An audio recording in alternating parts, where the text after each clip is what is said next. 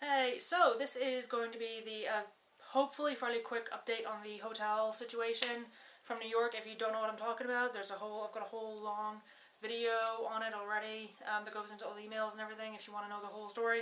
But this is a short version of what happened. Basically, I went to New York for 2 weeks, and the hotel I had booked, like I had a different hotel booked, and my uncle was like, "Oh, you're overpaying for it." So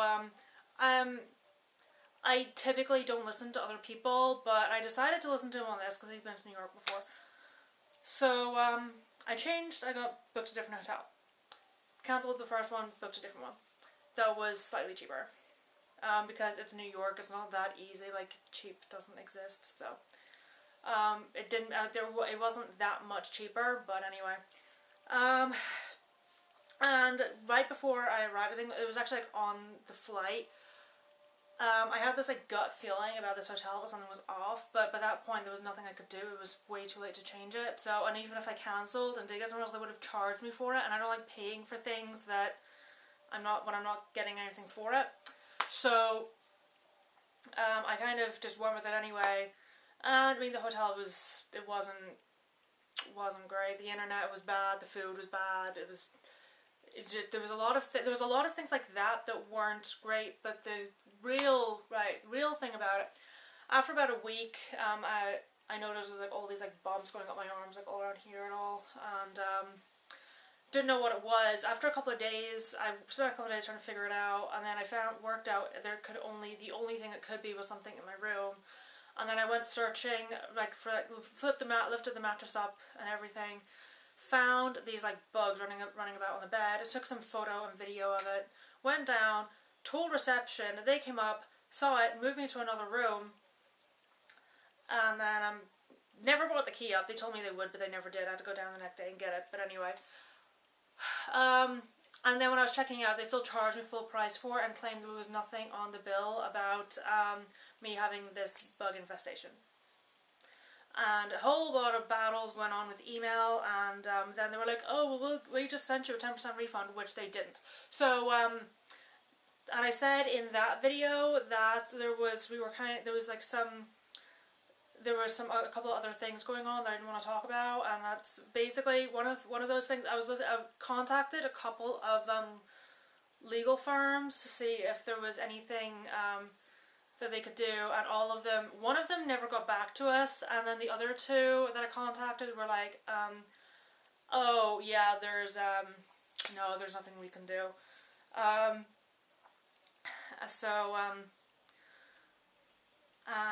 Then there was, what was the other thing?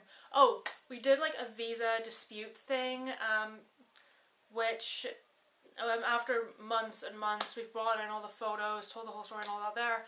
And the guy we were talking to was like, "Well, why are you asking for half of the money for the hotel back? Why aren't you asking for all of it?" And it's like, because I didn't know until like halfway through that there was something wrong. That's why. And then somehow, I don't know how, but somehow they got out of that because it didn't go through, and I still had to pay them. And there's also something else going on with that where like they charged, Visa charged us another like £15 on top of that for some reason. I'm not really sure what's going on with that, but that's basically what's going on with that. And something I would also like to include, which I discovered this a couple of days ago. Not only did I end up basically paying over $3,000 for a bedbug infestation, I spent weeks, like actually no, probably. I think probably like 6 weeks, over a month, with like all these like little bites and things. My arms and shoulders got the worst of it. I had a few on my legs, a couple on my feet. You know, it was primarily my arms and shoulders. And some of them have scarred. So I have now basically paid over $3,000 for scars. Now, thankfully, there's some of them are actually, there's a lot of, like, I see it because a lot up around here was really bad. There is actually, you won't be able to see it, but there's one that's like inside this mirror, but you can't see it because the mirror is camouflaging it. I've got a few on my right leg with here's a photo of the bites. It is slightly out of focus, but you can still see where they are. where you can actually see my tattoo in the photo, just for reference purposes. You can see some bites in that.